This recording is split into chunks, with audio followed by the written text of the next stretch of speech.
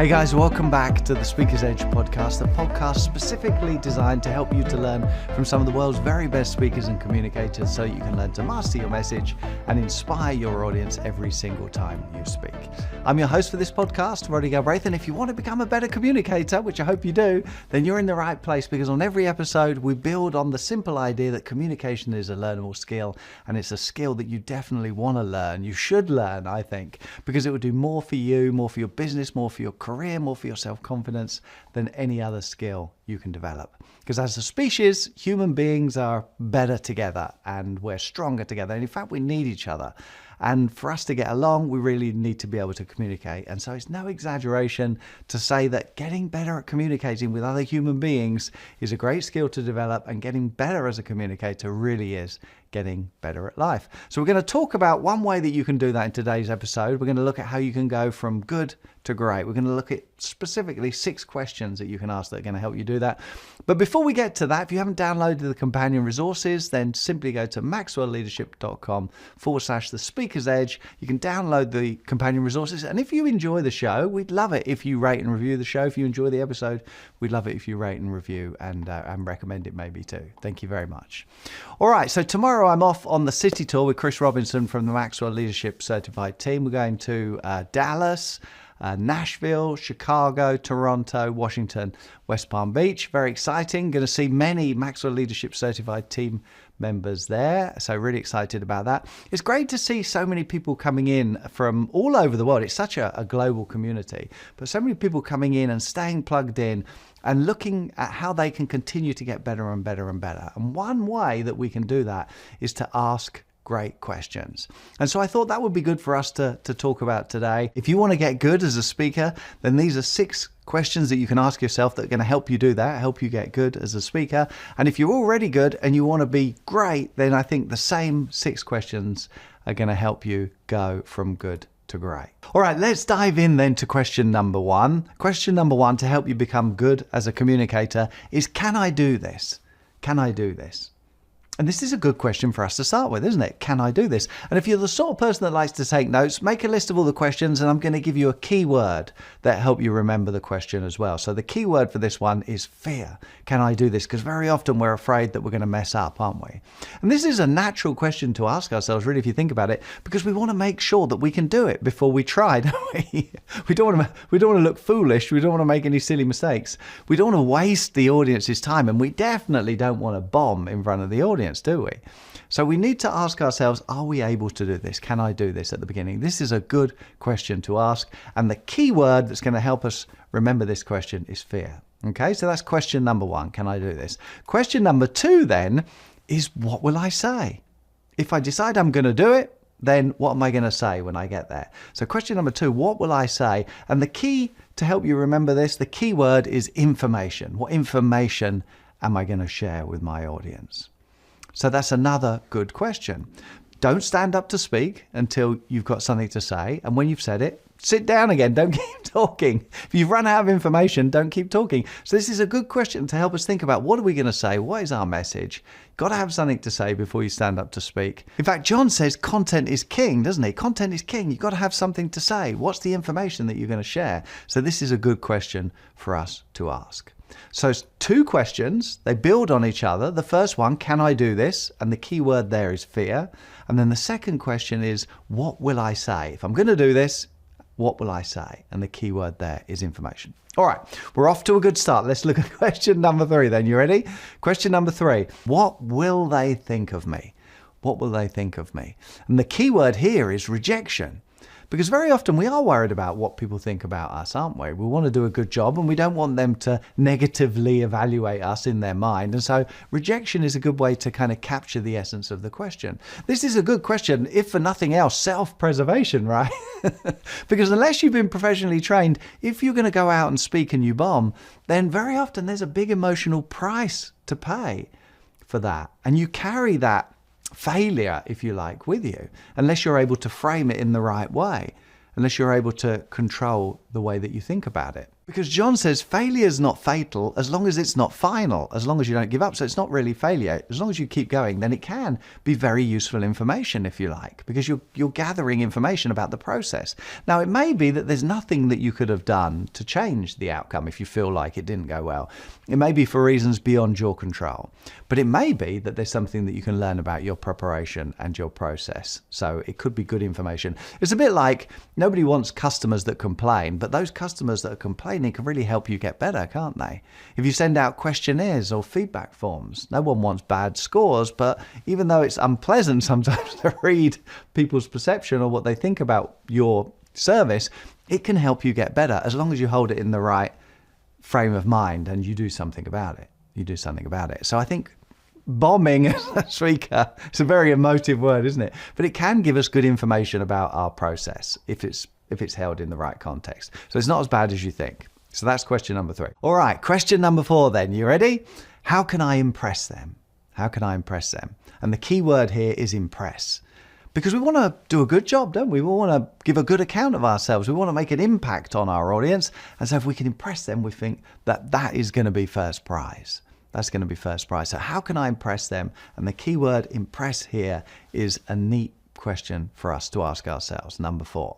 So the first 4 questions then, number 1, if you're taking notes, can I do this? And the key word is fear.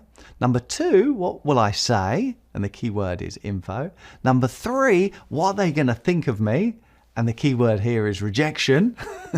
And then number 4, how can I impress them? And the key word here is impress. And question 4 actually leads very nicely onto question 5, which is how can I over-deliver? How can I over-deliver? And the key word here is more. How can I give more? Because I know, you're probably thinking to yourself, I know a lot. I know I can help them. I know I can. I've got all this knowledge. I've got a lot of things that I can share, a lot of things that I can say, all this stuff in my head.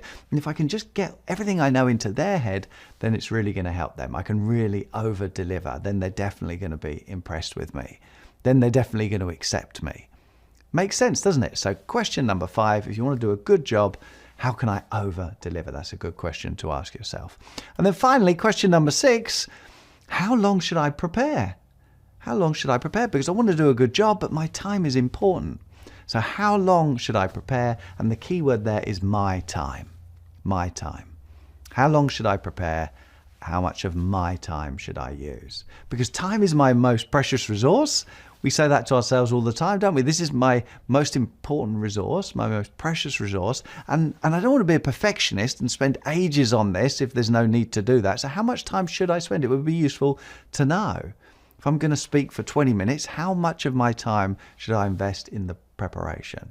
I don't want to waste my time unnecessarily. How much time should I spend for this audience? I want to make sure that I'm being efficient. So there's 6 good questions then. Number 1, can I do this? Number 2, what am I going to say? Number 3, what will they think of me? Number 4, how can I impress them? Number 5, how can I over-deliver? And then number 6, how long should I prepare? And the keywords then for number 1, fear. Number 2, info. Number 3, rejection. Number 4, impress. Number 5, more. And number 6, my time. My time. All right, so they're good questions that we can ask if we want to become better communicators. But there's a fundamental shift that I want you to think about now as you develop as a speaker, because to be good is good. But if you want to keep going, then there's a quantum leap that you can take. A really fundamental shift in your perception, the way that you look at yourself, speaking, and other people. And that is to realize that it's not actually about you when you're communicating. It's not about you. It's not. It's always about the audience. It's about the audience. It's always about the audience. How do we know it's about the audience? Well, if you just think about who decides how well you did, who decides if they got anything out of it, it's not about you. You already know this stuff. So you're saying it, but you already know it. You're not saying it for you. You're saying it for them. So it's about adding value to the audience. So these 6 questions are good. They're good, but only to a certain level. If we want to take it to the next level, then we've got to change that perspective. And the perspective is not about us so much, but it's about the audience. Now, if we look at those 6 good questions with that particular perspective of it's not about us, it's about the audience, we can see where the limitation is. Number 1, can I do this? Can I do this? Number 2, what will I say? It's all about me, isn't it? What will they think of me? Me. How can I impress? How can I over-deliver? How long should I prepare? This is all me focused. It's not about the audience at all. And so if we can change that perspective, the questions then change. Because on the one hand, to be able to stand up and deliver a competent, confident presentation, it sounds like, yeah, I take that, doesn't it? My daughter, when she was 14, she got a principal's award at school for a speech that she'd given. And she was good. She was calm and confident and competent, concise, composed, very capable. But she was really just summarizing information and then sharing it with the audience. The next level is to create a really powerful learning experience so you can really add value to the audience, not just share information. And that's much more difficult. So if we take those 6 questions and we tweak them a little bit, then we can turn them into questions that are more about the audience and not about us. So question number 1, we said, can I do this? And we said it was all about fear. We can change that to, how can I help them? How can I help them? And we can make it about helping and them, not fear and us. See the difference? So we're going to cross out fear. We're going to cross this question out if you're taking notes. Can I do this? We're going to change to, how can I help them? How can I help them? Number 2, what will I say about the information we said, didn't we? What will I say? It's a good question. We're going to think about the information. But a better question is not so much about the information, but the experience that you're going to create. So how can I create a powerful experience for the audience is a much better question to ask ourselves than what am I going to say? Information is okay to a point, but a powerful learning experience is much better. See the difference? So number 1, how can I help them? Number 2, how can I create a powerful learning experience? Number 3, how can I add value to them? So instead of asking what are they going to think of me and are they going to reject me, think about how you can add value to them. How you can add value to them. Number 3. Number 4, rather than asking yourself, how can I impress them? Because that's what you can take from it, isn't it? Them being impressed with you is what you want to get from it. So rather than thinking about what you can get from it, how can I connect with them? How can I create that foundational layer for influence to sit upon? How can I connect with them so that I can help them, so that I can add value to them? So number 4, let's cross that out. How can I impress them? It's not about us impressing them. It's about us connecting with them. So how can I connect with them is a much better question to ask. Question number 5, how can I over-deliver? How can I over-deliver? How much information can I share with them? How can I get all of that information out of my head and get it into their head? Well, they don't want that. They want you to help them in one particular area. So it's not about you telling them everything you know. It's about you making a lasting impact.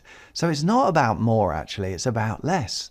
So a better question than how can I over-deliver is how can I make a lasting impact? And so instead of more being the key word is less. Less is more. Less is more.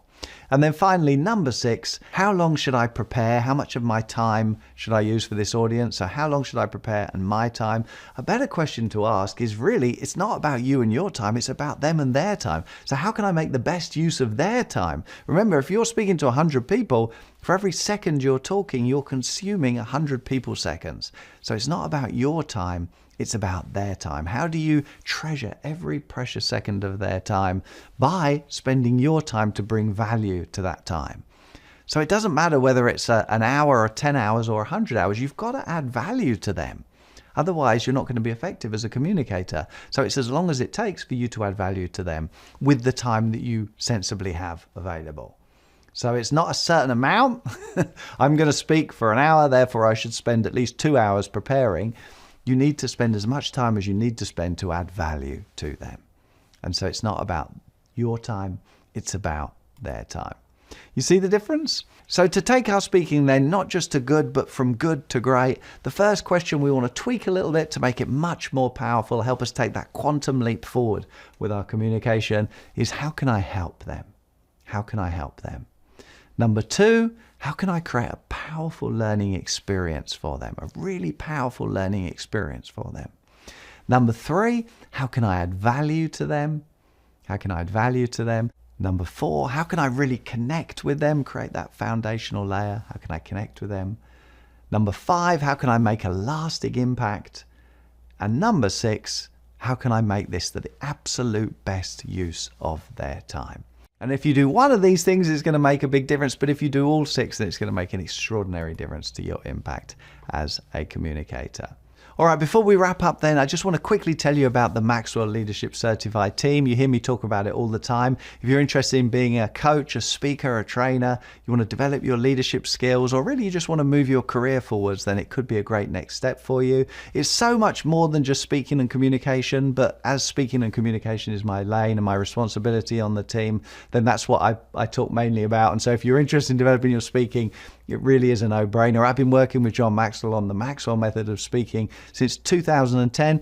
I believe it's the best system of speaking anywhere, and the Maxwell Leadership Certified Team is the best place to learn that. There's almost 60,000 now, I think, coaches around the world, so you're not going to be the first. I think 168 countries are represented with Maxwell Leadership Certified Team coaches as well. So check it out. Just go to maxwellleadership.com/speak and find out more.